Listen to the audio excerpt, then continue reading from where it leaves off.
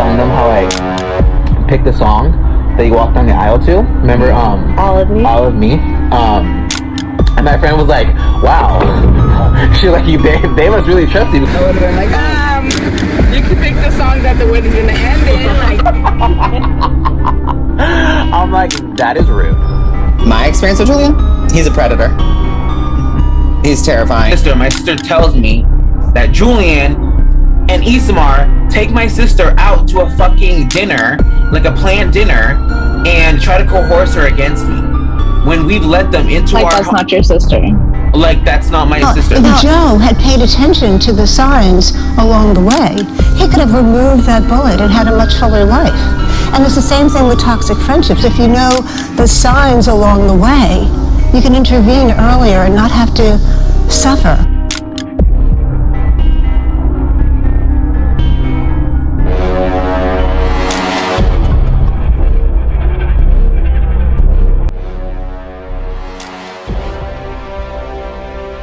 Nice to see you all.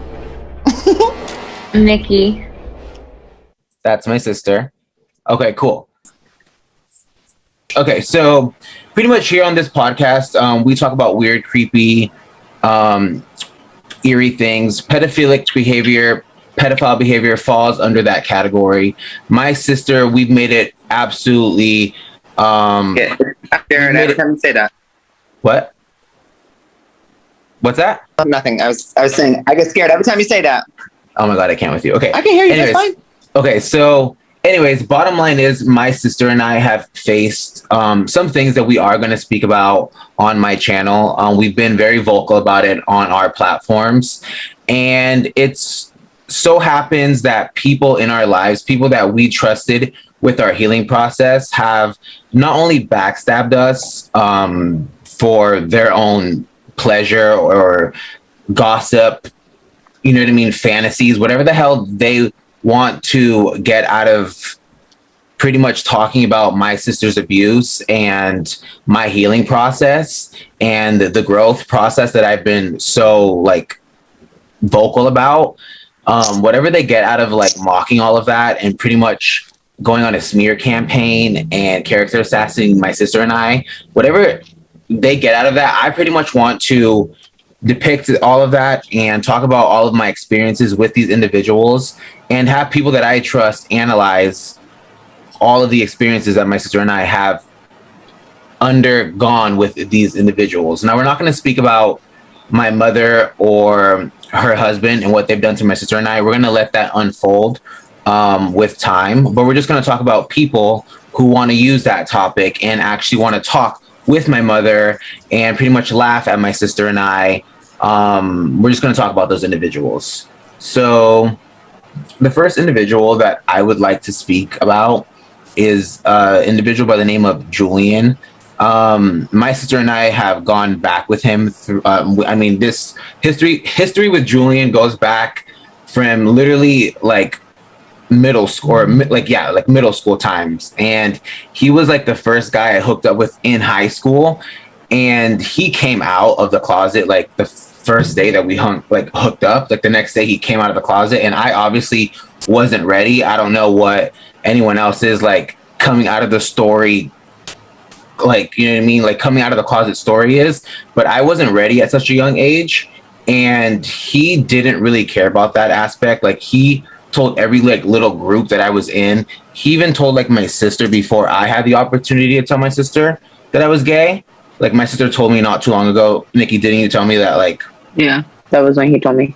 So like, yeah, we got into like this little debacle when we were younger, but either way, it's like the harassment that he displayed when we were younger, I've just realized that it didn't really stop there as we were growing up. I mean, of course, like him taking away like that opportunity for me to come out of the closet to people, of course, it's like traumatic. Me, like everyone coming up to me and like being able to like, you know what I mean? Like take that one aspect of something that I was trying to figure out and then pretty much like exploit that at a young age. I mean, he didn't really know that he was doing that because he was figuring himself out. So I gave him the benefit of the doubt But as we were growing up, he still showed these manipulating like sort of tactics. When I moved back from like Los Angeles area, him and I like had like a threesome with this individual, and he ended up falling asleep during this threesome, and him and me and this other guy ended up like hooking up. You know, there was like no penetration, but we ended up like hooking up. And like 2 weeks later, like Julian tells me, he goes like, "Oh, so did you get checked? Because yeah, that guy had HIV." Like, and like very nonchalant, very like whatever. And to me it was, oh wait, did Kelly get cut? To me it was very like, I don't know, it's like, to me it was very like, there was like a, I don't know, I just felt like it was very tactical. Shady. Now looking back at it, I mean, how do you boys feel about that? I'll get your guys' feedback on all of that attention. Kender, how do you feel as the co-host? Well, I think outing anyone is just like effed up in general. Just like, I don't feel like it's anyone's place to tell anyone's story. Let that person, you know, go on their own journey and, you know, tell their story. Like, and it's like, also like, I mean, it's crazy. Y'all did some crazy stuff. Even though it's not too crazy. But, I mean, it was your first relationship. I mean, you're young, you're dumb. You know, it wasn't really my first relationship.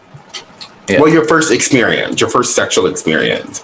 So, yeah, I mean, it's totally fucked up. I mean, I would never out anyone. Like, there's a lot of people that I know that, you know, are DL or whatever they choose to identify as, that, you know, when they feel comfortable sharing who they are, they'll share. Yeah, Lou, I'm sorry to interrupt Kenny, but no, go ahead. You had said something about him didn't know he didn't know what he was doing, and he was young and blah blah blah. He knew what he was doing. He's gay. Him. How you feel about telling people? Why would you tell somebody else's story? Like, no, that's bullshit. Maybe if he was straight and told somebody, and then he didn't know really what he was doing. Yeah, sure, I'll take that. But not coming from a gay man himself. I gave him ridiculous. The benefit of the doubt. He knew what he was doing. I had defended him. Like, one of our friends, remember Ariana's brother, like tried to beat him up at a party, and I like literally defended him. Like, I always went back to like that. Even like, okay, so Matthew, like, even like, speaking of defending him, I would always defend him, even when he would do shady things, even towards me. And it was like this reoccurring abusive behavior. Like, Matthew, do you want to go ahead and share like your experience with Julian and like his whole? Oh, yeah. No, and I wasn't saying I wasn't saying you're in the wrong. I was just saying, if he had used the excuse of saying like, oh, I didn't know or whatever, or like, oh, I was naive, like, no, don't obviously don't listen to that. But anyway, my experience with Julian, he's a predator. He's terrifying. I barely knew him, actually, and I had met him, I think, just once, but he showed up at my house. And that's I used to live in Poway. First time? Well, not the first time. I had already met him one time, right? And I barely knew who he was. And then I'm literally sleeping. I'm asleep. Like, it's past 10. It's like 11 something maybe. I'm fully asleep. He shows up at my house. My roommate answers door. He tells my roommate he's here for me. He's like, I'm here for Maddie or Matthew or whatever. She's like, okay, he's in his room. And I don't blame her. She didn't know anything, like, obviously. But like, I had not talked to him at all. He was not there for me. I mean, he was there for me, but I did not invite him. Anyway, so I literally wake up to I'm in my dark room. I wake up to someone on top of me in my bed. Literally on top of me. It was terrifying. I screamed. I started like convulsing my body pretty much. I tried to throw him off of me. I was able to get him off of me. I sat up. I turned the light on. I thought I was being attacked. I didn't know what was going Kelly. on. My pants were halfway down. Can you hear us? Yeah, I'm so sorry. My kids knocked down my Wi-Fi. No, we're gonna catch you up to speed. So the first guy that I had hooked up with, he outed me in high school pretty much, and we thought I gave him the excuse that was like a young thing. Come to find out, that's a part of his character type. It's a part of his behavior. He likes doing those sort of things. He's manipulative. He was very close to people and Nikki in our lives where he can manipulate things. And now with this situation with my sister's abuse, he's even manipulated people to talk about it and talk about it with my mother. And so we're just talking about our experiences with not these certain individuals that are pretty much pestering with mine and my sister's lives when it comes to our story and our healing process. So Maddie was just telling his experience with Julian. Sorry, Maddie. So to sum it up for you, Raquel, no, you're fine. To sum it up real quick, I had barely known this guy, and he shows up at my house and tells my roommate, I'm already asleep. He tells my roommate he's there for me. My roommate, doesn't double check. She's whatever. She wasn't really she didn't think anything of it. And she's like, oh, he's in his room. So he goes, and then I wake up in my dark room, no lights on, to a man on top of me in my bed. I freak out. I flail my body around. I throw him. I get him off of me, and I sit up and I turn the light on because it's at the foot of my bed. I get to turn the light on, and my pants are halfway down, and there's Julian on my floor, and he's looking up at me like I'm crazy. And I screamed. I said, get the fuck out right now. I was so startled. And then I ended up pushing him. He was still struggling with I don't know, he had his pants down or something. He was struggling to get something done, but I was shoving him. And then Marissa, who's my roommate who let him in, is just standing there in the kitchen, what's going on? Because I'm screaming and pushing him, and he's and then I get him out the front door, and I close the door, and I tell Marissa, I said, what the fuck? And she's just like, what just happened? And I was like, why is he in the house? What do you mean? And then she told me that what he said and everything, and I was like, no, I didn't invite him over. What? It was crazy. And then I texted Lou and told him about it, but I was I blocked Julian. I blocked Julian on everything, and I said, Lou, your friend is not right in the head. Yeah, it was crazy. Yeah, absolutely. And you know what? The most important thing that I actually have to acknowledge here is that I didn't believe it, or it's not that I didn't, but it's very hard for me to acknowledge that time in my life, because either way, I had Julian's back. Okay. And it's very important for me to acknowledge that, because I was completely in the wrong. I had known Maddie's story, and I had known what and I had brought it to Julian, and Julian told me his story, and I simply took Julian's side still, and coming from someone who had defended my sister through sexual, completely embarrassed and disgusted in myself. But I didn't realize at that time, I had thought because Julian was so good. Julian was just so good at persuading and his story and his manipulation tactics, and I didn't see it, and I didn't take time to have to listen to Maddie's story. And so I immediately I texted, I'm actually curious what his side of the story is. Well, his side of the story was that you guys had a bad sexual experience, and he didn't like it and that sort of thing, and and then so I then texted our friend Isamar and was like, what should I do with this information? She said, text Julian. I did. And I didn't believe Maddie, you know what I mean? And I turned my back on him. Years later, I started realizing Julian's very manipulative. He's very deceitful. He pretty much had me hooked up with someone that, and then later on, I actually saw that guy at our Academy of Performing Arts School. And he was like, you didn't know that I was HIV positive? I was almost sure that you knew. And I was like, why did you think that I knew? He didn't say that Julian told him that he knew, but he didn't say that he didn't. You know what I mean? I was like Julian introduced us, and Julian, now thinking about it, probably was just oh yeah, he's cool with it. He's cool with your status. You know what I mean? And that is very shady to think about, And just the way that everything was set up, it just seems he knows if who knows if he wanted me to hook up with a guy that had HIV, but he definitely knew, and he did not warn me. You know, those are the facts. That's the real tea. You know what I mean? And obviously he's done that to Maddie, which is extremely, extremely disgusting. And I've had turned my back on Maddie, you know, and years later, like Maddie and I, obviously, like I cried to Maddie and I was like, I'm so sorry, dude. I was like repeating the cycle that my mother pretty much put on my sister and I on you. Like I was doing that to you and I'm so sorry. You know, I felt fucking awful, you know? And like, of course, Maddie forgave me. Thank the fucking Lord. But still, it's like Julian was so good at like being deceitful, and that's how he is. That's his character type, you know?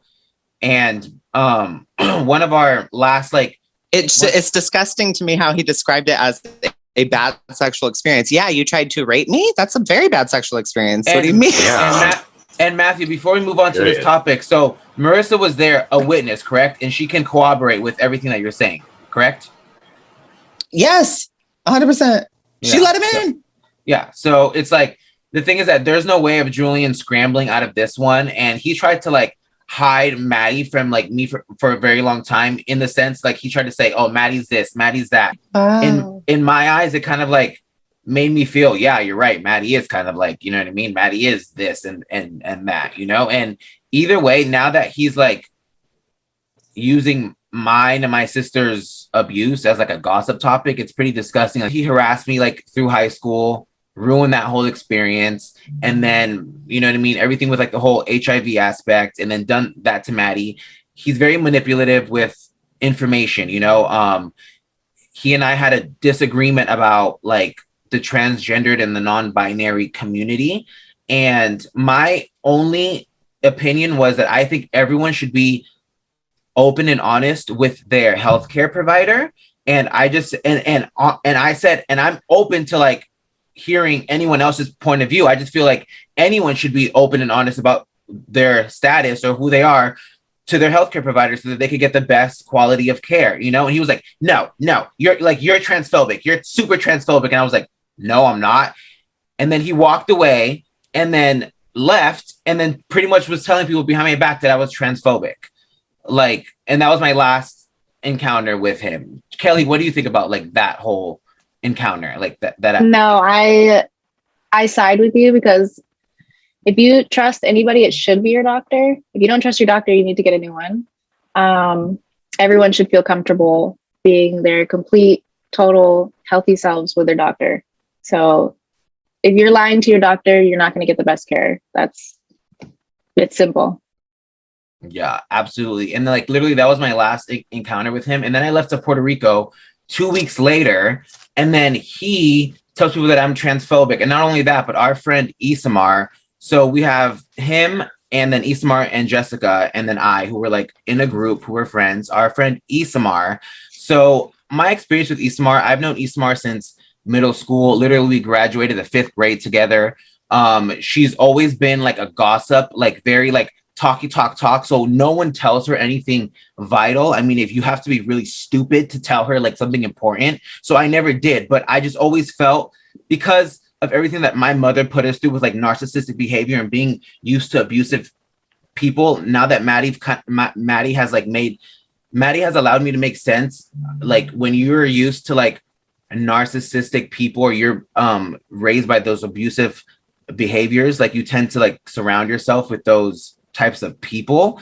And so I was very used to her and her family, you know, and her family is very extremely toxic. They're fucking gossip. They're fucking backstabbers. They like to talk shit to the day's end, you know, and they've honestly, what they're doing is they're supporting my mother, who is supporting and harboring a sexual predator, you know, and at the end of the day, that's the facts. And we came to them with this information.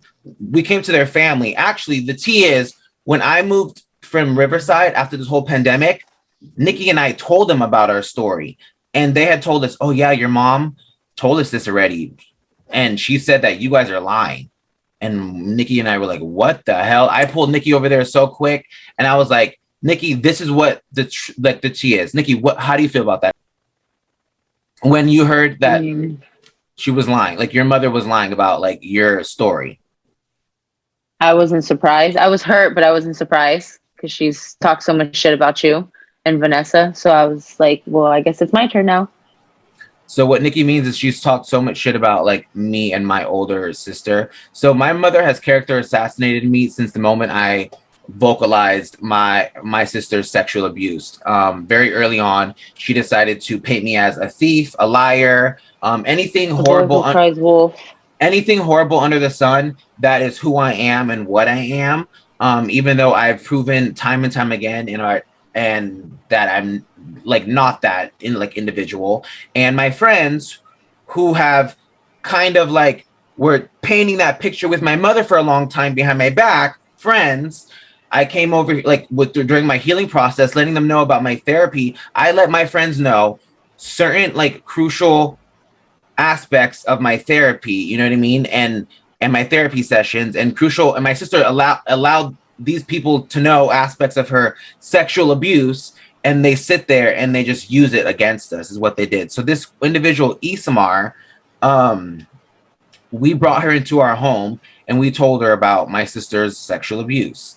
And the first thing that she does was obviously side with us. She completely has compassion for us, and and she was cool and supportive about it for a while. But as soon as I went to Puerto Rico, all of a sudden, like, I text her and I was like, hey, how are you, girl? And then I text her and she's totally like,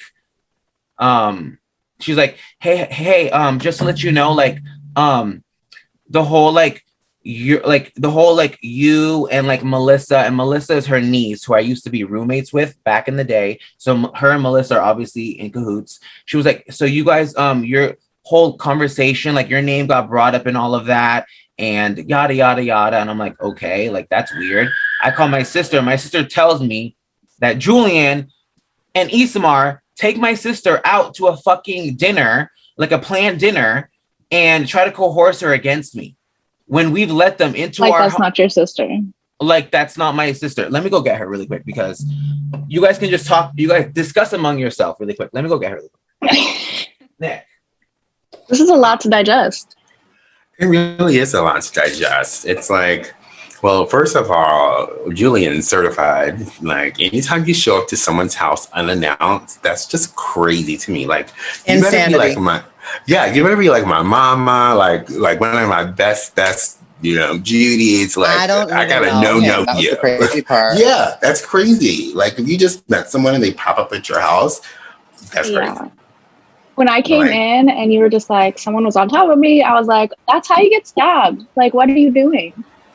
Yeah, that's traumatizing. Like that's traumatizing too. Honestly, like, and I'm not gonna like, I'm not throwing people under the bus, but like Julian, like he has throw them under several DUIs. He can barely keep a job. You know what I mean? Working retail, like because he has an alcoholic addiction, and to sit there and he has had stuff happen to him sexually with his family, and he thinks it's a joke. He thinks it's a joke what's happened to him. Like he respects it in certain aspects, and so he thinks that what happened to my sister either didn't happen or she should just fucking deal with it. And I've had this conversation with him, and he's just very like whatever about it, you know what I mean? But back to Isamar. So Isamar and I have been friends forever. Like literally, we used to be friends telling ghost stories, literally like on the side of like the curb, just hanging out. It's one of the reasons that inspired me to do like ghost stuff with my channel. I remember those days. Like with my channel, you know what I mean? So it just, and like traveling stuff. And so she was like a part of that. So for her to take my sister out, remember they took you to dinner? What was that whole dinner about while I was in Puerto Rico? So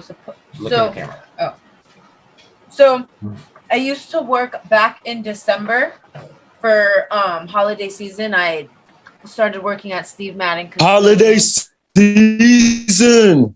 Sorry. So I used to work at Steve Madden. Can you guys hear me? I used to work at Steve Madden seasonal back in December. Because Julian was saying that they were looking for people, so I said, "Hey, I'll work, whatever." And one night, it was me, Melissa, Julian, and Isamar. Julian had asked if I wanted to go to dinner, and I obviously said yes. Like, why not? I'll go. And when we got there, I mean, everything was cool. It was normal. And then we started talking about Lewis. And now, who brought me up? Can you remember? Because at this time, I believe it was Isamar, because from what this is the time. Sorry, not to cut you off. This is the time where I'm living in Puerto Rico, talking to her, having the best time of my life. We're telling her personal information. You know what I mean? I told her, like, I don't mess with Julian, like, I don't care about them, and she's over here, like, you know what I mean? Like, she brought me up, and then what? So she had brought Lewis up because we were fighting. Yeah. It was during the time we were fighting. But that was like a while ago. We made up before you left, but Yeah. she was mentioning how you're really mean and you say fucked up shit about me when you're mad and blah blah blah. So this is what they do. So they build a narrative on past situations. So say, for instance, my sister and I have already made up, and they will use past information, and even, for instance, like times where I've had with certain people, they will gather that and then use that to build a narrative. So even if they know that I'm healing from all that, like even if they know that I'm working on my anger issues, they will still build a narrative based upon my anger issues, even though they know I'm vocally trying to work on those issues. And that's what that's ultimately what they were trying to do. They were trying to build a narrative. They like made lies that I told their niece Melissa something about my sister, which I would never speak to her ever. If I'm going to speak to anyone about my sister, it sure as hell is not going to be her. So they made up lies. They made up false narratives just to kind of like split my sister and I up, which I personally, I think is very sick if you think about it, in the sense that I've been the only one to have my sister's back in our family when it comes to the sexual abuse aspect. I've been very vocal about that. Isamar knew that. She's come into our home and she has told me about this little girl that was getting sexually abused, that one of the other little girls told her stepdaughters that she was getting sexually abused by the stepfather. And I was like, oh my God, Isamar, did you say something to the parents? She was like, no. And I was like, but you're telling me? So this is someone who will gossip about sexual abuse, know that it's occurring, and not say anything at all. Kelly, what do you think about that? She said she didn't want to. She said she didn't want to get in it. She said she didn't want to get in it, but she sure got in our situation. Right. That's what I'm sorry, it's a child. You get in it. Doesn't matter. You get involved. You 100% get involved. 100%. And like, this is my whole situation. It's like she then so then once I called her out, like once I found out the information that she's the one that like started the tea, took my sister to dinner, tried to split me up, I was like, dude, you're a freaking clown. Like, I don't need people like you in my life. So I blocked her. She then decides to take my sister's sexual abuse, tell my sister's eyelash lady all about my sister's sexual abuse story, all about whatever the hell she thinks of me, like all sorts of like BS about our family, all of it. Like, you know what I mean? Like, first of all, if she sits there and says that she's like so real, this girl Isamar says that she's so real and she's so outspoken and she's an open book, she's judging my sister, okay, behind her back, when she knows when my sister was open to her in the first place. She's judging her behind her back, saying, why would she still allow her daughter to go there? So she's insinuating that either it's not true or that my sister just has poor judgment or that my sister's an unfit, totally like misacknowledging the fact that my sister went through years of sexual conditioning with my mother and the abuser, normalizing everything that my sister had gone through. Isamar was very clear about all of this. And she's sitting there telling my sister's eyelash lady all about like the tea, making it seem, building a narrative against my sister when we let her into our home and we told her all aspects of this. And she's still using it against us in different little narratives, building little narratives, telling people shit when they don't even like have all of the pieces or all of the information. And she likes to just lie. Literally, that's her thing now. She's gotten so comfortable lying and just like telling everyone just like mixed information and just getting in these pools of everything. And she's gotten to the point where she's now, through our healing process, decided that she's going to take it upon herself to use it as a gossip topic and just gossip with my mother, because she lives very close. Her sister lives very close to my mother. So she goes there, has beers, you know what I mean? There's all sorts of drugs and all that good stuff, and just uses our story as just, you know what I mean? Just the reasons just to like defame us. Well, you know, I think like people show you who they are and believe them. So, and again, like what we said earlier, like I don't feel like it's anyone's place to tell anyone's story. So the fact that they're even having conversations with people that are outside your family, or like, you know, the what you call eyelash lady, the eyelash lady, like what relevancy does that have to do with anything? Previous to that though, when I started going to the eyelash lady, we had spoke, obviously, you know, it's a new eyelash lady, you talk about who you are, your kids, whatever.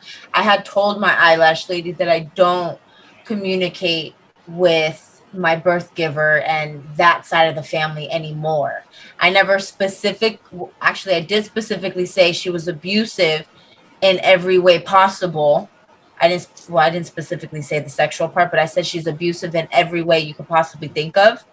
So I mean, if you're smart, that's your story though. But that's your story to tell. Exactly. It's not... But I had already expressed that to her the second, third time that she did my lashes. And so Isamar goes to her house and just like expresses that to her. For someone to I had asked my story again and then say that I'm lying, it's like, well, she didn't say you were lying, but she insinuated she put it out there. She put my business out there when I've already opened up in a way. And if she was such a bad bitch that she claims, why didn't she bring this information to my sister? She's bringing it to people that have no part of this whatsoever. And I asked the eyelash lady, I said, so what did Isamar say? And she was like, oh, nothing. And I found out later that she actually did. So the eyelash lady lied in my eyes. And it's like, that's fine. If that's how you want to conduct your business, where you have clients and you have other people in your home talking shit about their personal lives and their sexual abuse stories, and you just want to lie about it and not defend them, and that's how you want to conduct your business, that's perfectly fine. My sister will just not be a part of that. You know what I mean? And that's just tea, you know? So the whole point is that Isamar, we trusted her with this whole situation, and she talks shit about everyone in her family. Like, I can literally list off so much things that she says about her family, like with her brother and with her brother's relationship, like Ariana, bless her fucking heart, and Wally, she calls her brother a fucking cokehead, a coke addict, like, and he has a crazy ass relationship with his girlfriend. Meanwhile, she's cutting coke in her kitchen where her kids are. She's literally throwing like stones in glass houses. Like, she's dealing drugs out of her house, which, don't get me wrong, I partake the drugs, but I can actually afford my drugs. I do what the hell I want. I don't have kids. I don't care. I don't sit there and talk shit about people and fuck up their lives. That's what she does. So for her to sit there and be doing all of these fucked up things in your own personal life and then act like you have the time to judge other people, it's mind-boggling to me. Like, that to me is mind-boggling to me, especially when it comes to like my sister, where it's like all she's ever done is just try to be vocal about. Yeah, I can hear you. Okay, so it's funny because I was just like wanted to say, because it's not like I want to like speak about all of this drama. I think it's very relevant because what's happening here is like these individuals are like, so these individuals are, and not saying that you said that I was speaking about drama, but just saying like from an outsider's point of view, I'm sure they're like, why are they talking about all this drama? But like, these people are like talking with our abusers, you know what I mean? And they use, like, we let them in and they're using false narratives. Like, they're using the fact that I was so angry about my mother, like siding with our abuse, or the man that abused my sister. Like, they're using that as me being a horrible person. You know what I mean? Painting, oh, like, you see how he gets. He's so evil. He's such a da-da-da.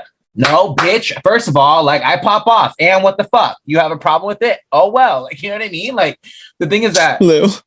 Like, the thing is that as a professional, and like Kenny's a professional as well, like Kenny works in a professional space, but he is very like much like, I don't give a fuck. Like, I will say what I want, say how I feel. And, you know, but the thing is, like, I think that these people have tried to psychologically make me feel a certain type of way, like how Maddie was saying. Maddie, can you kind of like explain the whole narcissism aspect and how I've told you how these stories, it's very much like how these people are. Well, I can say that Julian definitely sounds like a narcissist. And from what I know of him, he likely is. I mean, obviously you can't diagnose anybody unless you're a professional, psychiatrist, but he seems to meet all of the, the signs of a person with narcissistic personality disorder. Now, the other people involved, I don't know because I've never met them. I don't really know much about them. What do you think? What do you think about this characteristic? When Isamar says "Oh, it's all in your head. It's all in your head," just making it seem like it's all in my head, so that I am coming off crazy, as either delusional or crazy. Yeah. Well, that's called gaslighting.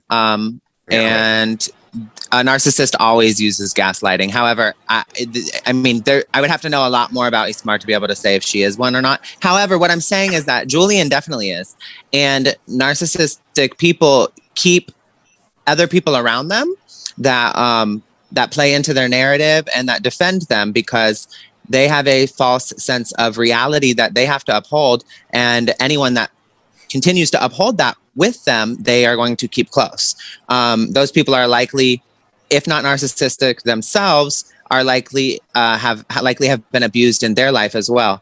And on top of that, these other people are typically called what's called a flying monkey, and that's kind of just like a term, but they're the ones that you hear side stories from, or you hear somebody comes up to you and it's like, oh, Julian did this, that, and the other. Any person he's using to get back to you through, since you've cut him off, is a flying monkey. And so that's a common tactic. Right. So our mother uses them as flying monkeys, and they kind of use each other as fucking flying monkeys against us, so to speak. And my whole thing is Isamar, I expected this maybe a few years ago. I just thought that her and I thought she was at a place of growth. I've gone Isamar jobs. She's gone literally fired from a job, and I thought that they wrongfully terminated her. So I walked her ass in there to the CEO, and I was like, you need to and I fought for her to get her job back. She would never do anything like that for me. She would literally, if we were in that situation together, what I would assume she would do is freaking be like, haha, he lost the job on day one. You know what I mean? Literally, and I sat there and I fought for her. She still lost the damn job, but then, you know what I mean? And then I got Nick. Oh, I got so my spiritual mother referred me to really, really good therapy. She uses spiritual tactics as well as psychological ones. And it's pretty pricey, but I offered Isamar, I would pay half of it if she wanted to go to a session, you know what I mean? And for her to sit there and just take my kindness as complete weakness every single time, to me, it's just disgusting. What I would call her a really dumb person, but she's not, because it takes a smart person to exploit people's weaknesses and then use them against them. You know what I mean? And that's what she's done here. It's I was very open with her about my growth and how angry I was at the world. And she's turned that around and built narratives against me as I'm an asshole and whatever the hell she says. And when only... Oh, Lou. Yeah.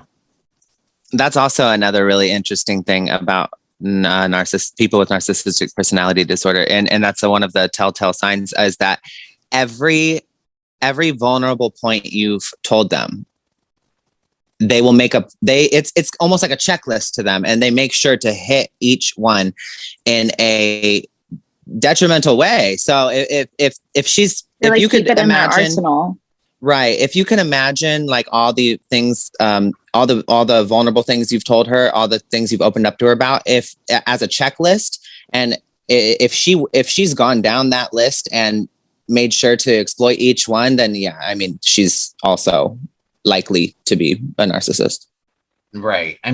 She has told me personal information.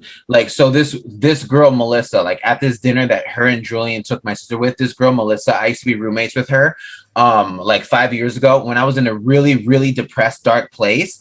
And Melissa comes to this dinner with the narrative that, oh yeah, so he's such an asshole and he's very moody and he's very this.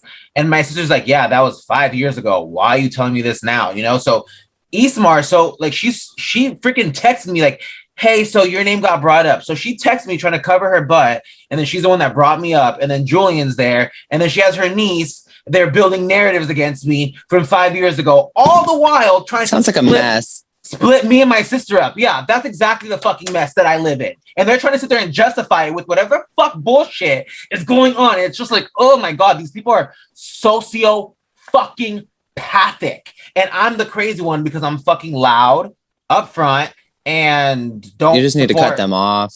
Well, you just need to block them. Dude, my therapist, when I told my therapist in detail about these people, she said, oh my God, these people are psychotic. Stay away from them. Block them. She's like, do not ever talk to your mother again. That's why, like, my sister being vocal about her abuse, and then women in my family, like, we'll talk about that in a second. But bottom line, this whole Isamar chick, she's used our whole situation against us, and she continues to do it. No matter what, she can even see all this and be like, ha ha ha ha, he's doing this, he's doing that, he's this. She will build it in her head, some psychological, delusional bullshit to justify her disgusting actions. When at the end of the day, she has a girl that's living at the bottom of the stairs from her, who has had sexual abuse allegations set forth from her father, and she's not doing anything about it. Absolutely nothing about it. A little girl has told her stepdaughter something very vital, and she has not done anything about it. I can bet your bottom dollar that. You know what I mean? Because that's the type of person she is. She'll talk about it, but she won't do anything heroic. You know what I mean? You know how many people like tell me and my sister, thank you for just being vocal about your sexual abuse story? Like, Nikki, how do you feel about that? Telling your truth and your side. I mean, it makes me feel good because half of these girls I went to school with, for one, I went to school with them, and I literally thought I was by myself with that. Like, it never happened to anybody else. I was like just this one little person that it happened to. And a lot of people are telling me like that they went through it, that they've never had the courage to like face the person that did it to them, or like it happened with a family member, or it's the same story as mine. Their mom didn't believe them. So, I mean, it makes me feel good because I really did think I was by myself. Growing up, I really did think I was the only little girl that this was happening to. And I really did think that I was going to take it to the grave. Like it was just going to be something between like me and my brother and the sick people in my family. Like, I really just thought it was just going to stay with us. And it was never going to be a story I can tell and possibly help other people. Well, I think the thing that bothers me is that we decided to trust the wrong people with this situation and with this story. And that's just that is what it is. Like, Isamar's the type of person, like, she just tells all sorts of people's stuff, and we already know that that's how she is. You know what I mean? And she continues to be that person to this day. So what happened was Julian, while I was in Puerto Rico, Julian, being upset with the whole non-binary conversation, went to Isamar, flipped her mind about me, whatever the hell, and she was just kind of like waiting. She's like a chihuahua, just like salivating, just like waiting for just someone to just like fall or have a weak point. So just like crawl on it. You know what I mean? Like, that's exactly what she is. And so they decided to take my sister to dinner, and then they misfired. It took 3 people to plan that dinner, and the idiot still fucking misfired. Like it's just, you know what I mean? And then Jessica, this is like Jessica, the person that I first came out of the closet to. She sat there and she supported everything that Isamar was doing on the side. Like, she saw everything that Isamar was doing, the manipulation, the lying, the backstabbing, you know what I mean? The slating of my name, the all of the bullshit. And Jessica was giving me tidbits of information. And then when I would get upset about it, she'd be like, well, you know what? Don't even care. Like, don't even care. She wasn't even giving me room to care or be upset. Like, maybe about, I would say like in 2007 or some shit like that. 2007, I don't even know. Jessica and I went to Arizona, and I tried to open up with Jessica because I had thought, because I opened up with her about being gay, I could tell her about other things in my life, you know? So I was going to tell her about the sexual abuse aspect with my sister. And before I could even really get there, she kind of like stopped me. She was like, why do you think your problems are more important than other people's? Oh my God. Oh, I hate that. I was like, sis, well, you know, yeah, go. Bitch, I never said that they were, but I was just talking about them. Why do you got to make it out like what a fucking idiot? Kidder, take the floor, honey. Well, I was going to say, like, it just sounds like these are a lot of toxic relationships that have just come to light. I know earlier you had said, like, about 5 years ago, I think you said you were in, like, a dark place. And typically when we're in dark places, dark people come in around and we surround ourselves with dark people. And then when we start to find light, that's when we start to see their toxicity. So, I mean, I think that's what's been, you know, transpiring with some of your friends that you've communicated with in the past. They're in dark places and they're seeing that they're seeing that your light is starting to shine bright and you're, you know, becoming, you know, into your own essentially. And that's where that toxicity comes in because they're still in dark places and they want you to be in a dark place with them. Kelly, do you have a take on that? Miss Angel? You're growing, you're shining, and they just want to like bring you back down to where you were like miserable and just like them. Yeah, and then how do you feel? What do you guys think about like them using like my past anger and past situations like against me? So for instance, like Jessica and I, this girl Jessica that I first came out to, her and I got into a debacle. It was me, her, Julian, Isamar. We were all talking, and I said shit to Jessica that I shouldn't have said. I said some messed up things. I went for her, like her looks, and I just like lashed out on her because I felt now I can make sense of it. It's because I felt so intimately for her that it was so easy for me to just lash out all of the anger that I had on her because I expected her to be so much better than what she was. And I was just so much for her, you know, and I lashed out on her and it was not something that I was proud of. I was so fucking upset at myself for just lashing out. She ended up leaving, going home. Me and Isamar ended up with another one of her cousins who's irrelevant, ended up going to my house, drinking, laughing at Jessica. Like this is when I was like 24, 25, whatever, laughing at Jessica. Jessica's crying. Julian ends up texting Isamar, telling Isamar, Jessica's crying. Like they all laugh about it. I'm like, yeah, these are real friends. You know what I mean? And like 3 weeks later, I was telling Jessica, or I was telling Julian, like, I'm so sorry. Like, can you tell Jessica, like, I'm so sorry. Like, I'm so remorseful. Like, whatever the hell. I felt so bad. And he was going back to Jessica, telling her, like, I was talking all of this shit about her. Like, he was just saying, yeah, Lou saying this, Lou saying that. So Jessica, all the information Jessica had was that I was continuing to talk shit about her, you know? When in reality, I felt remorseful literally like the moment it happened, you know? And I just vented to the wrong person, you know?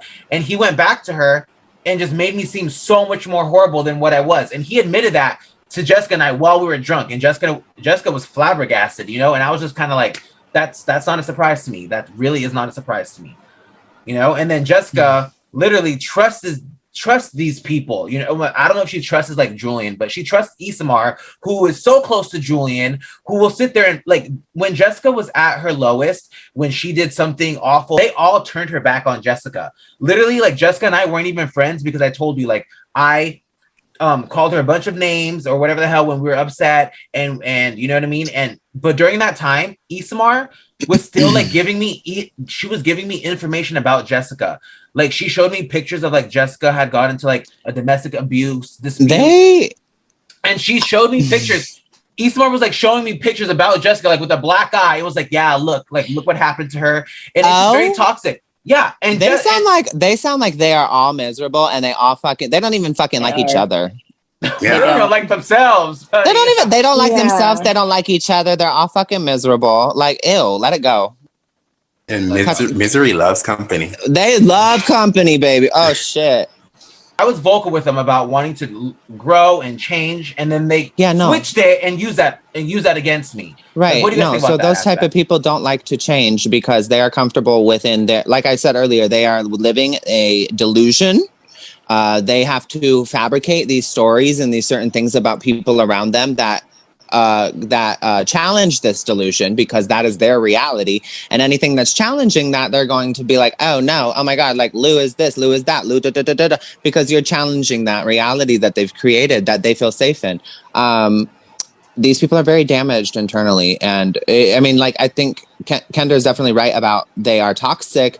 But I mean, if any of them are narcissists, that is a very important thing for them because they create this reality because they are so insecure, they are so damaged. They have to have these certain things go a certain way for them because otherwise their world falls apart. So when you started changing and growing, they immediately vilified you, outcasted you, and started attacking you because you're challenging that reality that they've created. Got it. Okay. Yeah, and also, like, I mean, are they even really friends? Like, I feel like no, do they know what friendship is? Yeah, like friends are people that should be like, these people are toxic. They sound toxic. Like it seems like they're the type of people that want to shout your failures, but like whisper your successes. Yeah. And friends should be whispering the failures and shouting your successes. Like, and it's just like, it's crazy.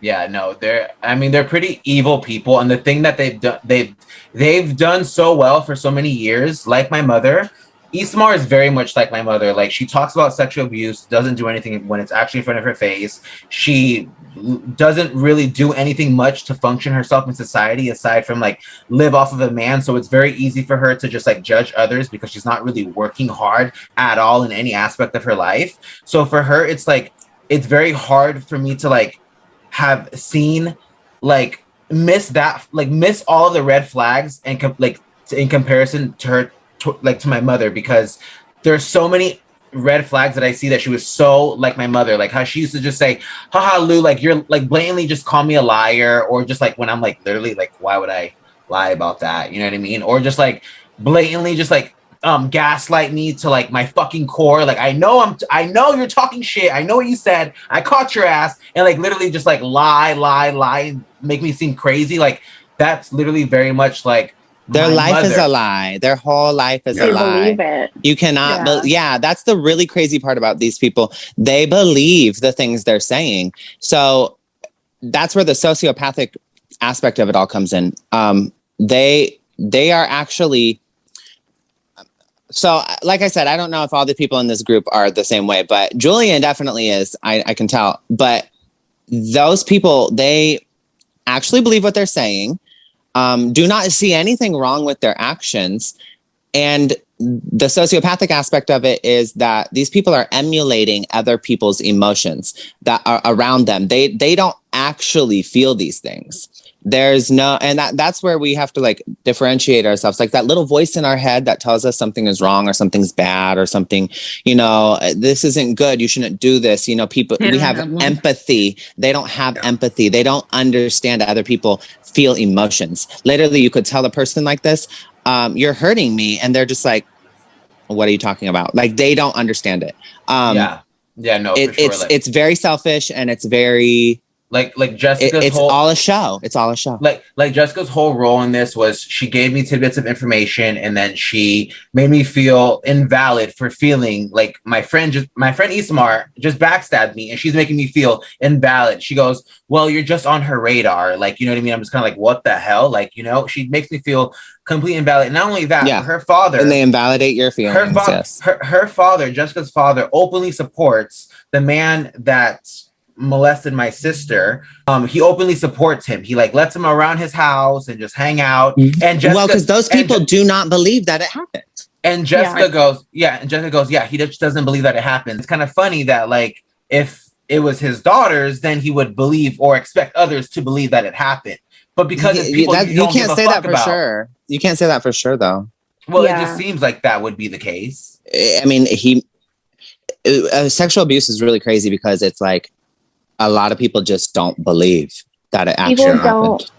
People care about it when it's not someone that they know.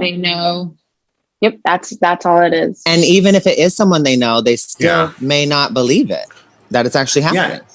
Yeah, it's a very 100%. They're just like, no, I know this person. They would never do that, so you're a liar.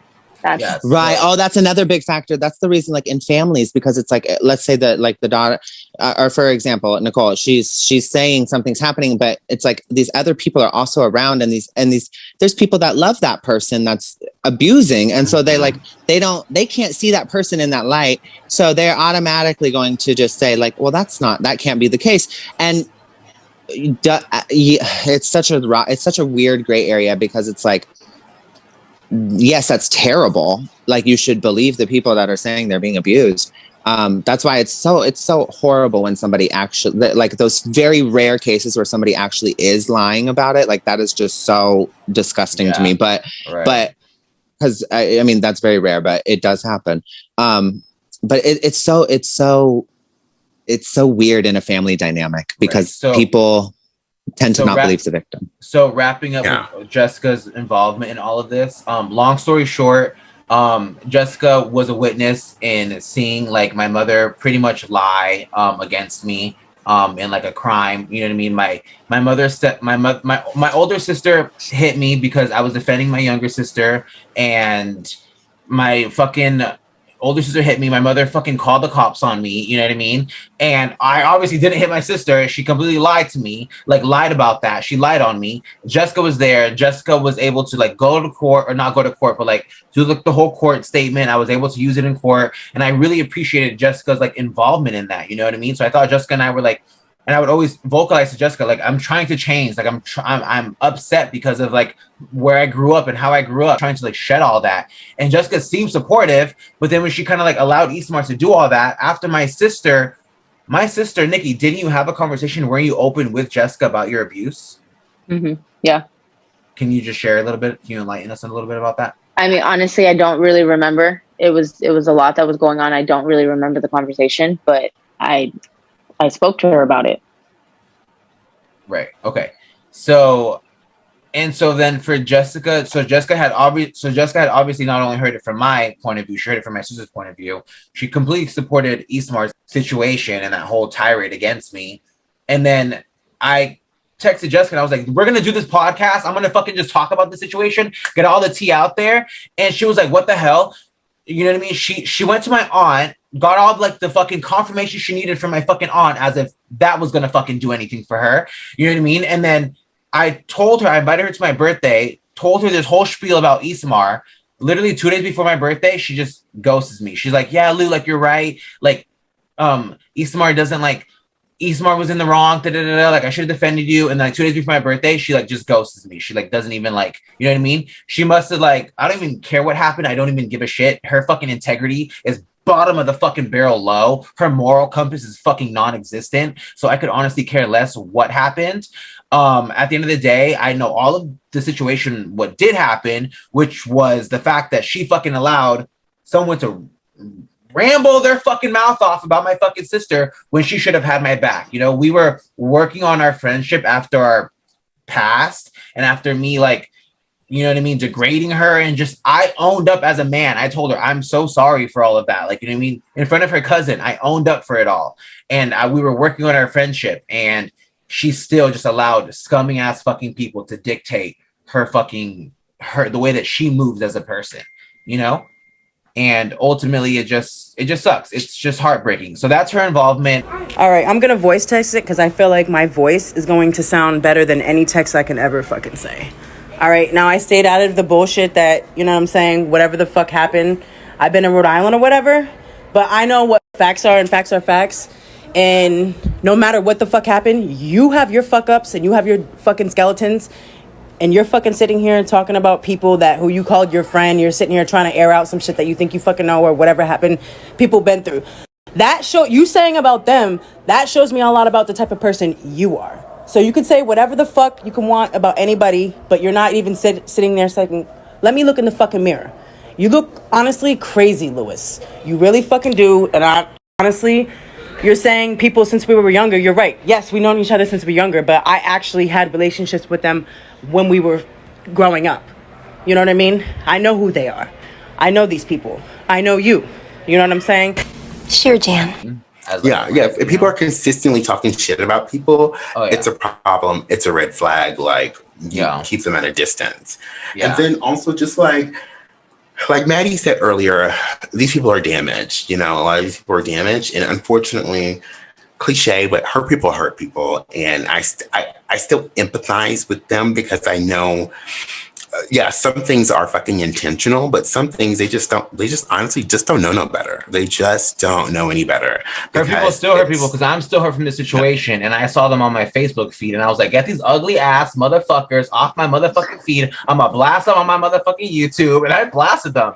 You know what I mean? And because I'm hurt. You know what I mean? I'm hurt that Isamar fucking fucked me over, stabbed me in the fucking back. So I saw her on my feet, and I was like, fucking nasty ass bitch, because I'm hurt. You know what I mean? I'm hurt about it. So you're right. Hurt people hurt motherfucking people. And you know what? I'm still motherfucking hurt. I'm still motherfucking hurt. I'm still hurt, bitch. Yeah.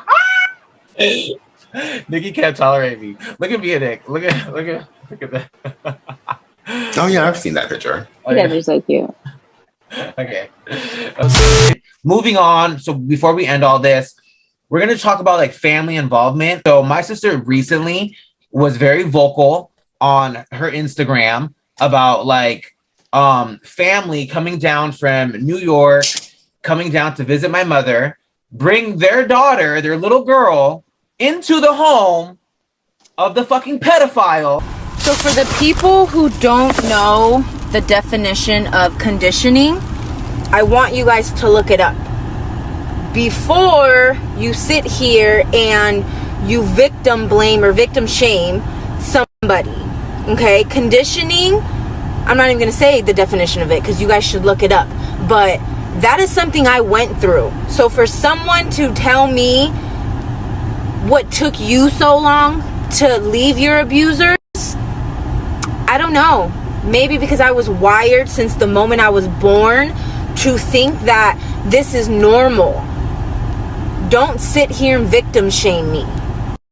And it's always going to amaze me that 9 times out of 10, it's women with daughters. It's women with daughters who aren't listening, who are just so oblivious to the information that somebody is giving them. It's kind of like, wow, the bitches in my family are fucking weak. You bitches are fucking weak. This is honestly why survivors take this type of information with them to the grave.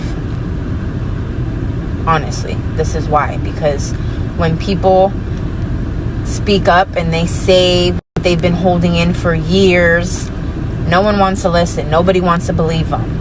Everybody just wants to point the finger. Why'd you do this? Why'd you do this? Why didn't you tell anybody? Blah, blah, blah, this and that. I did tell somebody. I told my mother at 6 years old. I told my mom what was going on right under her nose. And not only did she beat the shit out of me and my brother, she also told me I was a fucking liar. I have family members that are literally telling me they're planning trips out here to come stay with Lisa, and that they know we don't speak, but they're still gonna go stay with her and this and that, knowing the information I gave you. And you have a daughter. Cool. That's cool. So you could lead a horse to water, but you can't make them drink it.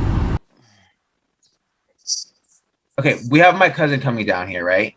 And she is pretty much, she's coming down here to visit my mother, who is obviously supporting this pedophile, you know what I mean, against my sister, saying that my sister is lying and all of the above.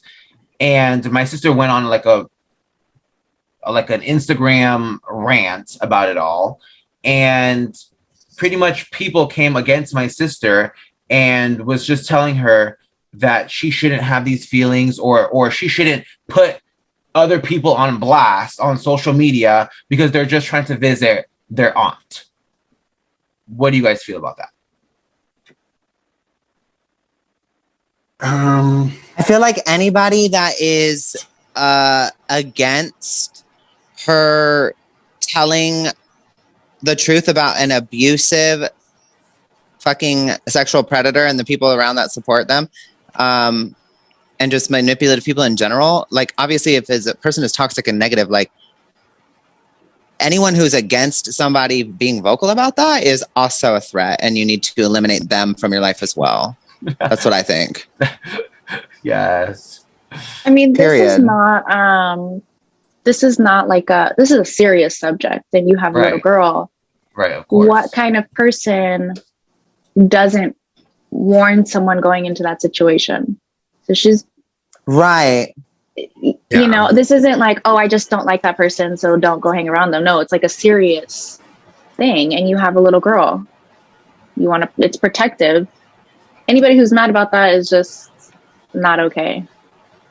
Yeah, it's not okay. And you know, often, like we were talking, what you were kind of saying earlier, Maddie, like it's one of those things where it's like it's a sensitive subject, but I think oftentimes with situations, with a lot of situations, especially with sexual abuse, is like people blame the victim.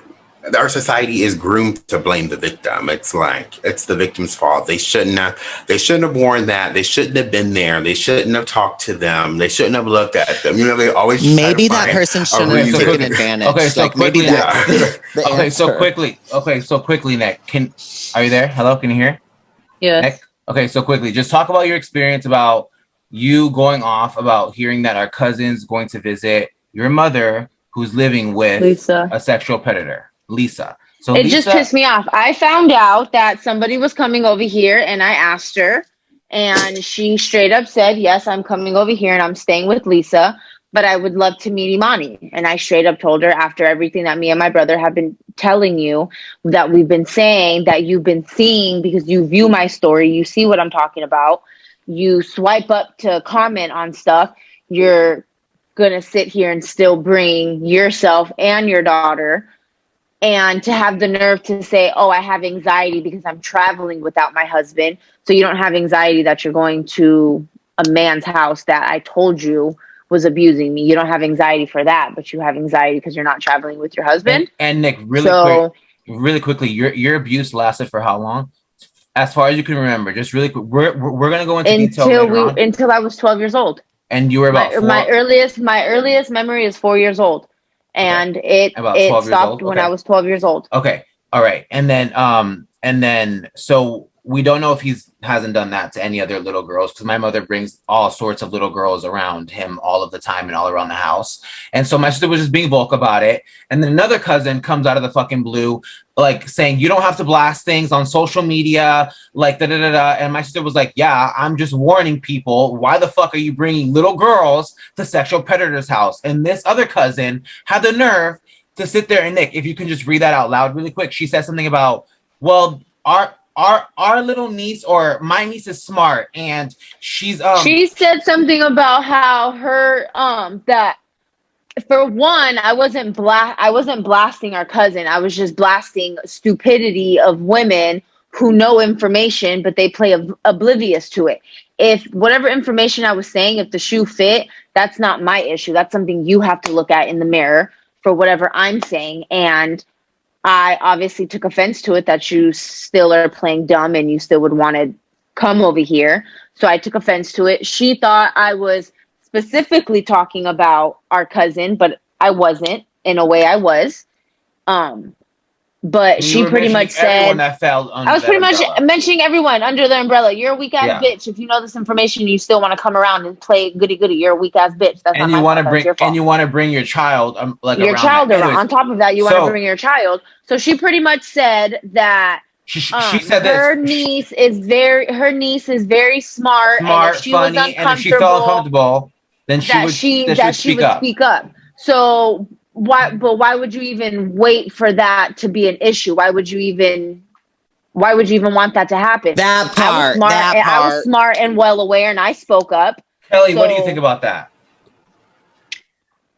No, everything that she's saying is like, why would you want to wait till something horrible and traumatizing happens to her? Bottom line is that my sister was just trying to make a statement either way, and people in our family took it wrong because they believe either way. If they believe our mother or not, this is someone, Nicole, who's throwing allegations at a man who I believe these allegations. I believe her story because I've been hearing about it since I was fucking young, and I actually have seen certain things that are very, you know what I mean, match up, corroborate with her story, you know what I mean, of course, growing up with her. And these people don't want to believe it. That's completely fine. But she's a woman sitting there saying, why are you bringing your fucking kids? And if you do, you're weak as fuck. And then someone else to come into her inbox and sit there and say, well, this little girl is this, and this, and she could probably defend herself.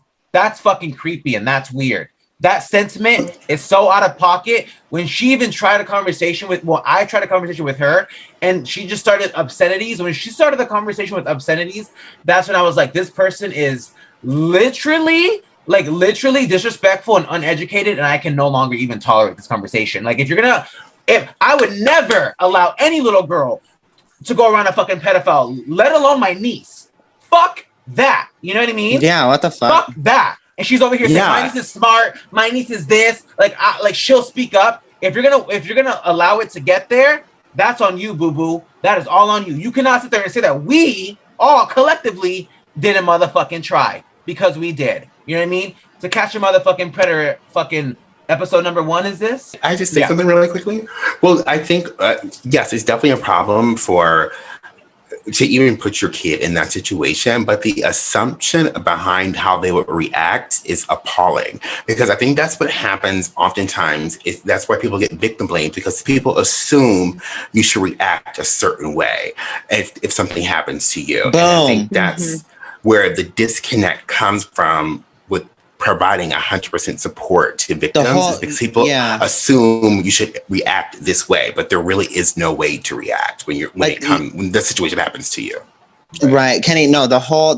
I love that you said the whole.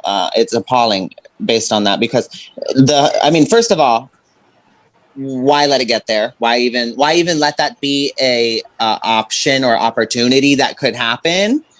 Or if you know someone's abusive or you've heard that information, why bring your daughter around? That's first of all, right? But the whole she would say something, or she's smart and she would talk. Little do we know, he's done it to her too, and she just hasn't said something. And it's not an issue of whether she's smart or not. That's traumatizing. Why would you want to do crazy. that? Yeah. No, to me, it's once she came up with that, as her argument towards my sister, I was honestly, it's just so weird. We came to the conclusion, kind of, sort of, that these people still have an image of Lisa from years ago, before we moved from New York to California. They have an image of Lisa, and us telling them what she really is. It's hard for them to grasp them, because they still have a memory from some odd years ago, because they haven't seen her literally since we left the state of New York. They have not seen her. And Nikki says that she doesn't the people in our family don't see us as family. They see Nikki and I as Lisa's kids. Children. So our abuse doesn't really matter. Probably 4 years old the last time you actually saw me. The last time you saw me, I was 4 years old. And Kelly, you want to say something? Yes, because what's crazy is that they have that image of her, but you two are her children and know her more intimately than anybody knows her. You would think. But people never believe the children, because the parents, that's your parent. They fed you, they clothed you. Well, Lisa started character assassinating me at a very young age. As soon as I came out with Nikki's abuse, she started assassinating me instantaneously. And you're proof, Kelly. You grew up with us. You're proof. But Matthew's phone's gonna die, so Matthew, you can exit. I love you. And this gotta go, guys. I'm so sorry. I had something at 9:30, but my phone's about to die as well. All right. What I was just gonna say was that because you guys also know with my own situation, these women character assassinate you your entire lives to your family, and you have no idea. So you're just going through life I'm my mom's child and she loves me. Oh yeah. And so they already have this idea of you, and they don't even really bother to get to know you, because they already have that idea from when you were little. Right. So anything you say as an adult, they're just going to dismiss. Well, it's on them. It sucks that dismissing sexual abuse happens to be one of those things that they dismiss. You know what I mean? It is. It's They just simply just do not believe you. That's all it is. If they believed you, then this would be more serious to them. Well, I mean, I'm telling Nick, I've been trying to get Nikki to take a lie detector test on camera, so maybe that will happen next. Hello. Hi. So yeah, the crazy life that we live. Hey, I think it's like it was all fun and well for me, to like move on life. You know what I mean? Like with my sister and I's story. And then when like COVID hit and we just felt more sentimental about like letting people more in, I think that's when obviously we slipped because we let the wrong fucking people in. But I think it's also, there's an upside to it because we did allow so many other people like into our story, into our situation, and they realized how many people in their lives have normalized sexual abuse. And how friends and family can be so shady and just like kind of turn against you in all different aspects and build false narratives upon you, and how they're just kind of finding their voice. Like Nikki was mentioning how people thank her all the time in her inbox. And I've been getting that as of recently. And it's good to know that like everything that I'm starting to do is starting to make a trickle effect and starting to have the positive reaction that I want, despite all the negative people, like the people that we know, we've kind of talked about, they're pretty shitty people, they done shitty things. I saw their opinion so high and I validated myself so much upon them for so long, and they took advantage of that aspect. You know what I mean? And I'm no longer doing that. I can recognize the good and the shitty, and I think that like with my sister wanting to like, you know what I mean, be a better mother than what she ever had around, I think supporting her in the way that she wants to handle things is the best way that I can do it. Like I didn't support how like, cause she kind of like, what she meant to say with our cousin was what she meant to say was she meant to say, I'm judging you as a mother. Like, cause what she said was, I'm judging you as a mother because you're allowing like a little girl to go into that home where that man is. But what I told her was, you should have phrased it differently. You should have said, I'm judging you. I'm judging your actions. You know what I mean? I'm judging your actions with this situation, But my sister was just so upset, and she just doesn't care. She's just ready to speak about whatever she wants to speak about. And it's funny because so many years, like people have said like, oh, Lou manipulates his sister, or Nikki can't find her voice. And what do you say about that aspect, Nikki? Like, what do you have to say about the people that think that I manipulate you, or you don't even really have a voice, or you fucking can't really speak for yourself unless someone's being the little puppet master? That's not the Nikki I know. It's right. I mean, it's frustrating. It's just, I think growing up, I just chose my battles because the one battle I needed help with was ignored. So I was just like, well, if that's being ignored, then I'm just, going to stay quiet to myself. But when I need to stick up for myself, I stick up for myself. But I kind of just felt like this was like a lost battle. So I kept my mouth shut with it. But when I say what I say, and I mean the way I say it. Do I regret what I said? Absolutely. But I meant what I said. I should have worded it differently, but I still meant what I said. And I feel like even if I worded it differently, for any mother, if you say you're judging them for their mothering skills, no matter how you word it, they're going to get offended. So no matter how I worded it, I feel like she still would have got offended.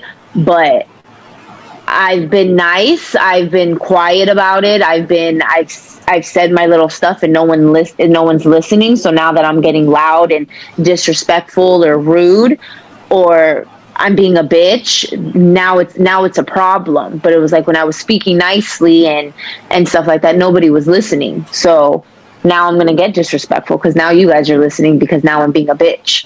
But you guys weren't listening when I was being nice and sweet. Right. And Kenny, you were going to mention something? Well, we're going to highlight on two things, but Kelly had said something earlier. Is like, they don't want to believe you. I mean, they don't believe you. And I totally agree. And I think oftentimes people don't want to believe the person because then they have to acknowledge the trauma that happened and that was ensued. And oftentimes people just can't handle acknowledging an issue or a problem. And we see that throughout society and throughout, sexual abuse and things of that nature. It's really hard for people to just fucking acknowledge it. So, we can grow from it and to the detriment of ourselves. So, and then also like with Nikki, what you were saying earlier, like, I didn't see the Instagram, but based off what you were saying, I don't know if you dropped any names or you like used any specifics, but it seems like you were just speaking broadly. And if someone takes offense to that, then I personally feel, then they feel like, they personally feel like they are probably doing something wrong. Because if somebody is speaking in a broad spectrum of things and you feel attacked or you feel some type of way, that's on you. That's what I was saying. That's what I was saying earlier. That's on you. I mean, she narrowed it down to the women in the family, so it wasn't that broad. But I mean, either way, my sister was coming from a point of view, like, I have a problem with the fact that I've been sitting here saying, this man has molested me, and you're coming out here to have a great trip in California where this man gets to pretty much enjoy your time, and we are known as the fucking piece of shit because we're fighting and have been fighting our whole fucking lives against this fucking monstrosity that my mother considers fucking normal. It's crazy. Also, I think I take offense a lot to not saying I don't care how other people feel about it, but a lot of times I keep hearing, oh my God, I had no idea, or oh my God, this is so much for me to take in. This is so much information for me. Like, I get it's a lot of information, but I mean, it can not being selfish, but we kind of have to, worry about me. Not to sound selfish, but yes, they're more so concerned about how they're gonna digest the information. They're not really understanding the trauma. They don't want to deal with that part of it. So they just use the excuse as, well, do I accept it or I don't believe it, or I don't really know how to explain it. It's kind of, I don't know how to explain it in my head. It makes sense, but and then I get what you're saying. I'm gonna hijack the conversation really quick and just ask you guys some questions really quick. So Kelly, so just encompassing this whole entire podcast with trusting our secret with shady ass, or trusting our trauma with shady ass friends, then them doing what they're doing to us with pretty much like, because so Isamar's sister lives in the same apartments as our mother, you know what I mean? So she's hanging out, having a good old time. Our mother comes through, they're talking all this shit. What do you think about that type of energy? And with our Lisa's actions and like them continuing to Lisa continuing to throw shots at us and our family, the lack of their support, what advice do you have for Nikki and I moving forward from someone who has gone through levels of abuse? Your family has gone against you. You're a fucking mother. You have a little fucking little army. I have a little army. Yeah. You're doing the damn thing. What advice do you have for us? I don't want to sit up here and be like, I got all the answers. No, you don't. I'm still. Well, you're riding the roller coaster with us, girl. I'm right here with you, honestly. Or what advice do you have for us in this situation, and to encompass just dealing with people like this in general? Just because you know where we're coming from, you've been around, at least the family aspect. You've been around all the drama, all the craziness, so you know what we're talking about. Hold on. I would say that you just have to remember, and even if you have to write it down or tell yourself repeatedly, you just have to remember these are low vibrational people. You and I am up here. I'm growing. Saying that. I'm these are low vibrational ass people. They really are, and they want to stay on that frequency, and that's fine. Let them do that. One of the big things what my therapist has told me was, because it didn't make sense to me, how someone could be talking shit about me and saying all these horrible things about me. It's to distract from their own bullshit. Yes. It's to distract, so no one talks about their bullshit. They're just busy talking about your bullshit over here. That's all it is. It's you just have to remember that. You're up here, you're healing, you're growing. Nikki, you've got this beautiful little girl that is not going to have to deal with any of this shit because you chose to cut it off. That's all you have to remember. It's going to be lonely sometimes because you do feel like you need to have family. But we do have family. We have you. We have so many others. Though we have family. You know what I mean? Our thing is like you can't our focus thing on this little circle of negative people because you have this big circle of everyone else. Our thing is how it's so funny how our mother has allowed to like have this facade, like this lie. You know what I mean? Lisa, like have this lie to the family that she's this humble woman who's raised disrespectful, spoiled kids, you know what I mean? But we were rude and disrespectful because we never got love. I knew from a very young age that my sister was being molested, and I spoke up, and she pretty much shut our voices down. So we were just told, and we were just told that we were just nothing. Beat you know us what I mean? when we told her. And well, I don't remember being beat. You remember that aspect. Nikki and I remember this things so like very from like an up and down, yin and yang point of view. But the one thing that it still is the same. Nikki told me at a very young age. I told the first responsible adult that I thought was responsible at the time, and you know what I mean. She wasn't. She ended up staying with the man, and you know what I mean. She left him at a young She left him. And then we ended up moving to Florida, and she got back with him. I don't even know. She left him. She didn't leave him for the reasons that she should have left him. She left him for other reasons. Okay, well, I don't know that whole aspect. All I know is that he came back, and the abuse still happened to my sister in Florida, in another state. She allowed the abuse to happen in another state after I was vocal about it in California. That's what I do know. That's the facts. You know what I mean?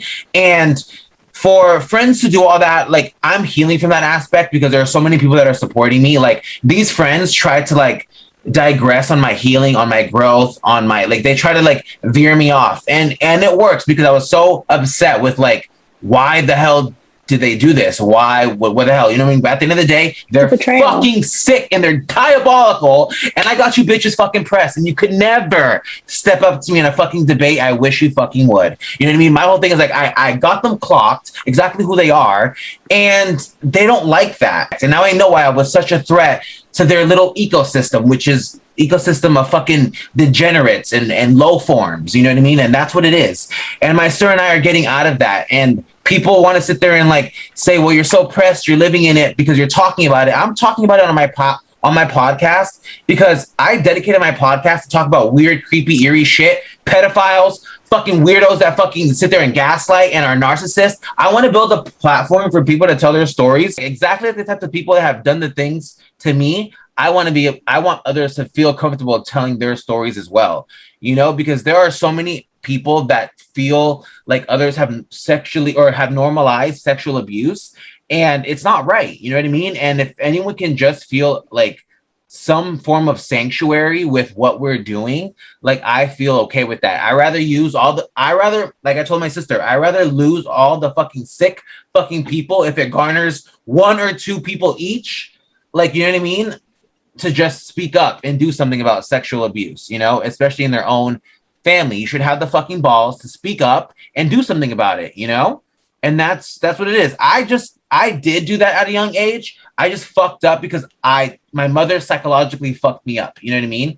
She psychologically fucked me up because I thought that's what you were supposed to do. And then when it didn't happen, you know what I mean? I just thought misbehavior was the only way that I could make sense of it all, you know?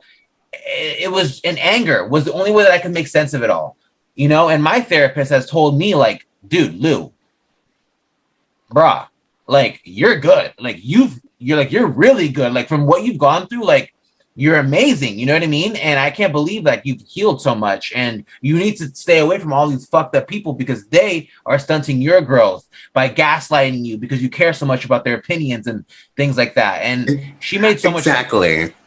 Yeah. The therapist said that because I was going to tell you, and I hope this doesn't sound harsh. No. But when you asked for Kelly and her advice, amazing. And I was going to piggyback on that and say that, like, stop expecting better from these people because you're going to continue to be disappointed because you're going to set your expectations. I've told them that before. Yeah, they're low vibrational people, and you are expecting them to be high vibrational people, and they're not, and you're going to continue to be disappointed. So my advice to you would be to not expect greatness from them. That's why I kick with you now, bitch. Hello. Like, we out here. Address it, let it out, breathe, and move on. I mean, they feel very comfortable talking about everything behind our backs, in the comfort of their homes, snorting coke up their fucking noses, you know what I mean? Beer, drinking, talking shit about people's lives. I feel comfortable in front of the camera, letting it all out. Because in that message that you got, Nikki, one of the things that really like bugged me was like, she's trying to silence you by telling you to keep it off the internet. If you have to keep something, your story, something that happened to you, in these little tiny spaces and you're not able to talk about it, there's something wrong there. Right. If you can't share it publicly, go ahead. She did always post on her Facebook too about how like, oh, this is my social media, I could post whatever I want if you don't like it. That's why I said, well, I could post whatever I want, and if whoever doesn't like it, like, you know what to do. You can unfollow, unfriend me, because isn't that what you always tell other people when you post about shit that you know people don't like? Unfollow me, unfriend me. Isn't that what you say? So if you don't like what I'm saying, leave. Yeah, and those kind of people just, I feel like they just kind of play the fence, and if they want you to keep quiet, it's just because they want everything to be cool and everything to be, they don't want anybody to have any problems. They want to be able to do what they want, no matter anybody else's feelings, and continue to do that. So you doing that is interrupting their little peaceful life. Yeah. Yeah. So. And what about family that just turns their head and just acts like they don't have to speak up, but they still engage with the abuser and the pedophile? So the abuser would be my mother, because they simply don't believe you. That's it. Yeah. That's it. Take that as that. That's their side. They chose us. That's it. Got it. Cool. Yeah. Got it. You have to accept it. Yeah, no, my sister definitely has said that I want to block and move forward from each and every single person that still communicates with these people. And honestly, I'm just more sentimental. Like, I feel like they're family. But at this point, it's more like I feel more family with people I've met in a year. I don't have a lot of sentimental value to majority of these people because we moved at such an early age that I just say these are my cousins because they're related to Lisa and Lisa's sister. And so they're my cousins. But I look at you and April more as cousins than my actual fucking cousins. Because excuse me, we are actual cousins. Like, what do you? Right, exactly. But you know what I mean? Like, so yeah. So Kenny, just quick tea. So my uncle that passed away used to date Kelly's mom way back in the day. Like, you know what I mean? And we were just like, this is our cousin. Like, we were just like cousins for life. And yeah, and so that's how Kelly came to be, like, you know what I mean, in our life. But yes, my uncle has since passed away. But yeah, go Nick. But yeah, that's to me. Unfortunately, losing these people or never speaking to them again. Is it sad? Yes, because I have empathy. I have a heart. It's sad, but I really do not care because they never really did anything for me. They never brought anything of value of anything in my life besides love on the internet, attention on the internet. You know what I mean? Like, they just never, I don't have memories with them. They're my family because they're my family. But I can't. I have more memories with you. Well, people do with them. And then, what do you guys think about like people saying you should not be airing all of this stuff on your YouTube channel, Lou? What the hell are you doing? You're fucking crazy. Stop calling yourself Lucifer. That's what YouTube is for. Shut the fuck up. That's what it's supposed to be for. Because Kenny was there when one of my cousins was trying to get me to stop calling myself Lucifer Widow, which, I mean, I love you if you're watching this, which I doubt you are, but that's not going to happen. You guys can keep giving me the advice stop calling myself Lucifer, and I will literally sit there in your face and I will make you feel all great. But I will never stop calling myself Lucifer. Another comment about Lucifer is that everybody is so worried about the name, but no one is talking about the work behind it. No one's talking about the message behind it. Y'all are just worried about a name. So let Lewis change the name to Lewis. And then are you guys still going to be intrigued? Are you guys still going to care about the message? Is that every person who is mad or upset about your name has not once said, but I'm happy about like the word you're spreading or what you're doing, and I'm happy for Nicole or no one's talking about that. Everyone's just focused on a goddamn name. How things look. You're 1,000% right, Nikki. Like 1,000% right. We had this discussion recently, me and Lucifer, and it's just like people. Kenny gave me one of my first pop-in nicknames, Louis V. Like that was one of my first pop. Oh, sorry, Kenny, go. Oh no, you're fine. So it's just like, yeah, people get so enamored by the name itself and the background of what's been groomed and programmed into us based on that name, and they don't get the opportunity to experience something for themselves and make their own decision because they're so wrapped up in the name. So, and it's just like, and we had a conversation and we compared names, like we were having dinner and we compared names with like Obama, and like, yeah, like that's the point. Like when people hear Obama, they instantly think, oh, good. But like there could be bad in Obama, there could be good in Lucifer. Like it's like there's just so much prejudgment, but not enough experience. And Lucifer was used in different mythologies way before it was used in Christian mythology. So for me, it just boggles my fucking mind. Like, you know what I mean? Like all these Christian and religious beliefs that like not Christianity didn't fucking invent all these stories. They were actually taken from other aspects and other folklore. Like it's fucking my mind hurts. You know what I mean? But bottom line is, I'm not going to stop calling myself Lucifer. People can fucking pander to their religion. I'm not going to. At the end of the day, there are priests who do fucked up evil shit. You know what I mean? But people don't sit there and talk about the priests. You know what I mean? There are pedophiles out there, but people want to sit there and talk about other aspects. Why? Because pedophiles are being hidden in the background of society by religion. Oh my god, Imani scared me. Look at that. Imani's like looking at me. I'm like, ah! Okay. Pedophiles are being on the back burner by like politics, by like Hollywood, and even by families. Like they will make you feel like a piece of fucking shit for speaking up, but then they'll sit there and praise the pedophile because he's because he's the breadwinner. It just, to me, it's fucking so it's like ass backwards, and it's fucking crazy.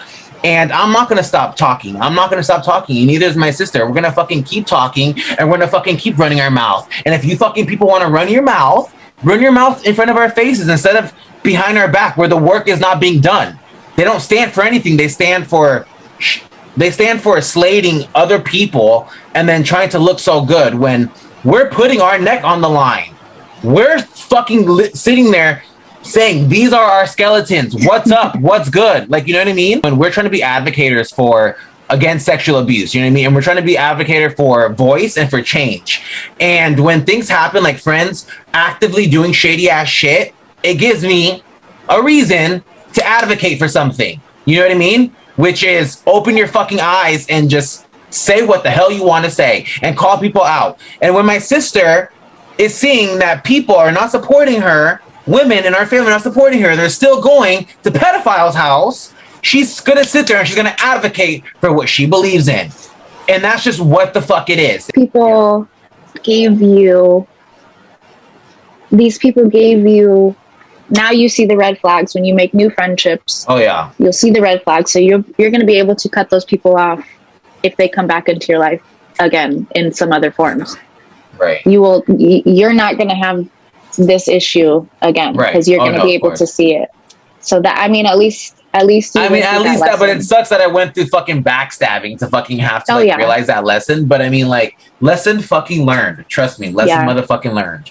But I mean, like, at the end of the day, like, I'm advocating for something, and I'm not going to fucking stop talking. I have a podcast to talk about whatever the hell I want, and I'm not going to sit there and talk about shit in society when there's shit going on in my life. I'm going to talk about shit in my life. I'm going to get into the mental space, and then we'll fucking talk about fucking Free Britney on Monday, bitch. But we're not going to talk about it until my headspace is clear with all this shit happening in my life. You know what I mean? My sister and I are being fucking clearly under attack, you know what I mean, by character assassinating us behind our backs, talking shit about saying that my sister's fucking lying or that I'm whatever the hell. At the end of the day, I have my platform to have my truth, and for my supporters and people that love me to support me and say their truths. And I mean, at least I have the balls to fucking criticize you guys in front of the camera and then upload it. You guys will never have even the smallest amount of balls to do something like that. You know what I mean? So and they're allowed to talk about you in their homes and in, you know, gatherings or whatever. You're allowed to talk about it on the internet. Yeah, I agree 100%. Where's mine? In my ear already. Oh, okay. Oh, okay. Nikki and I are going to go in depth more about her sexual abuse when she is ready. We are, you know what I mean? I have the therapist, you know what I mean? Okay, how can I say this?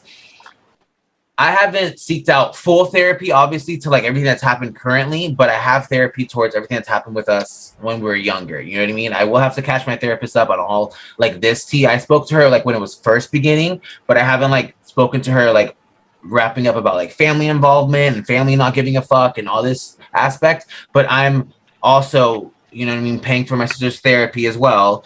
And I want my sister to be able to get the best quality, you know what I mean, the best quality therapist. And I feel like she's like the best one. And even though my sister and I are talking about this online, I want people to know that she's also seeking therapists' help as well. It's not just us talking about it on the internet and just seeking everyone's advice. Like, my sister's seeking a therapist, and we are openly vocal about whatever the fuck we want to be vocal about, because we're not going to be fucking silent. And that's that. Because we can. You know what I mean? No therapist will tell you to be silent either. Right.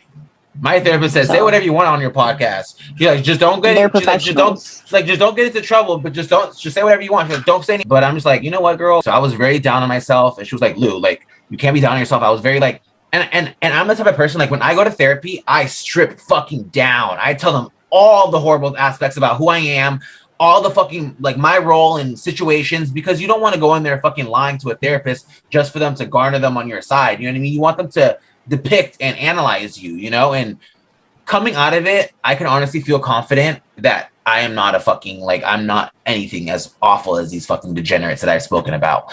Like, you know what I mean? Like, I've just got a fucking shitty ass deck and was fucking set with fucked up fucking people. And Isamar and her family to sit there and use other people's fucking misfortunes against them. You guys are fucking sick and disgusting, and I have no respect for them ever. Like, ever. And it's like their whole family does it. Like fucking laughing hyenas. You know what I mean? Just like, that's what they literally do. And Isamar's obsessed with like her ex-boyfriend's fucking baby mama, Cassie. All she talks about is Cassie. It's like, it drives me fucking crazy to know that, like, I supported that type of behavior for years. You know what I mean? For years. And that I didn't see the red flags, that she was talking shit about me the whole time, and it was so easy for her just to stab me in the fucking back.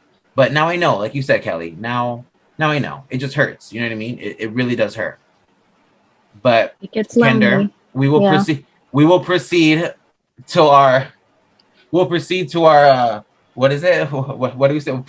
Proceed to our regularly scheduled program in the next like 3 days. But this is a part of the regular scheduling program, and I just want to say that I am proud of both of you all for telling your stories and speaking on your experiences, especially you, Nikki, because I want to make a point. Earlier, you said that you were going to take your abuse to the grave, which I think a lot of people do, because it's even hard for you to acknowledge that it happened to you. And I want to commend you for acknowledging and telling your story, because it's very, very important. And also, like, just evaluate your circle. I think that's one of my final thoughts. It's just like, you really have to evaluate the people that you associate yourself with. And if they're doing stuff that you think is distasteful or possibly may dislike, when they're with you, just imagine what they're doing, you know, when they're not with you. Like if they're talking shit about people, like one thing I can't be around people that like to talk shit about people, because it's like, why are we talking shit about anybody? Like, why are you speaking negatively about anyone? Like, what's the relevancy? What benefit does that have towards us? You know what I'm saying? Like, what benefit is that to, you know, my mental? So they were the only group that I had that do that. You know what I mean? Okay, but no, Kenny, you know, like, yeah, no, you're so right, Bill. Yeah, and the last thing I want to say is just like family. Like family, yes, we all have family, but I've always been a believer that like family doesn't have to be everything, and it doesn't honestly even have to be important, because I feel like personally we're all on like a journey to kind of like figure ourselves out and figure out who our family is, essentially, like whether it be blood or non-blood. Yeah. It's a family you're born into, and you don't get to choose your family, but you do get to choose who you decide to develop and build a relationship with. You know what I'm saying? So it's two different dynamics for me. And oftentimes when trauma happens in family, there's a lot of embarrassment and shame that comes with it. So it's really hard to acknowledge that embarrassment, and it's really hard to, you know, be honest with yourself, because you're so shameful of, you know, of the experiences or the trauma that has happened.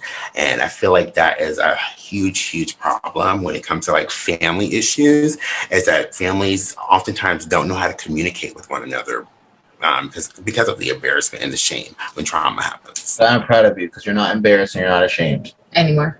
You are a hero. You're my hero. But Kelly, I love you very much. You're the best. Thank you for always supporting us. Yes. You're a family. You're a ride or die. I love you so much. Kenny, you're the best, honey. Love Into our next podcast. Thank you. Into our next podcast, boo-boo. All right. Bye, guys. Bye-bye. Love y'all. Bye. Love you. Kenny, you're the best, though. You be dropping some knowledge. You You be dropping some hot knowledge, honey. honey. I was like, girl. You know, it's so funny, Kenny, because it's like I want my life to just be as open and out there as much as I'm willing and expecting from other people. You know, so when I'm wanting to talk about other people's and interviewing other people's life, I want them to feel comfortable knowing that I put my life out there as much as I'm expecting them to put their life out there. Yeah, and it's about kind of what we were talking about earlier in your name, and I told you my experience with first, you know, hearing your name and how that programming initially, I was just like, what the hell? Like, why are you doing this? Like, this is bad. But then I had to check myself and realize I needed to have an experience and see what you're doing, so I can make my own decision and not go on preconceived biases that have been programmed into me. Right. So it's really hard for people to get to that point. I mean, it's really hard for people to get to that point. My psychic was saying that, like she was like, if people can get through the door to pass the gate of Lucifer, then they can get to the gardens. You know what I mean? And it's not like the fucking evil devilish garden. It's like if they can pretty much get to the misjudgment of my name and go through the gates without misjudgment, then you know what I mean, they can see so much more beauty, you know what I mean, than just and it's about checking yourself first, because oftentimes we want to check everybody else. Like people want to check you for your name. Hold on, it's my internet's unstable. But people want to check you for your name, but they don't want to check their thought process of why they think your name is negative. Right. Exactly. You're the best. Thank you so much, everyone, for watching. If you were like, what the hell was that? That was pretty much my personal life on a silver fucking platter. You're welcome. Yeah. I mean, my life is crazier than a fucking episode of Kardashians. That's why I'm like, bitch, like what? Who, huh? Yeah, you never know what's gonna. You never know what we're gonna talk about. We're gonna talk about anything, everything, all things, and like I loved it. I mean, I think this was a very, very good conversation to have. Yeah, and it's a learning experience. It lets people know what life is a learning experience. You know, it lets people know that I'm willing to throw my shit and my skeletons. And please, if you would like to display any more of my skeletons that you need me to own up to, please comment below. I'm willing to have a fucking conversation. Comment these people and like it, because you're watching it, so you know you like it. Because you watch it, bitch. Like, so let's go. So let's go, honeys. Anyways, but you're the best, Kenny. I love you, and I'll talk to you soon. Love you too. Bye. Bye.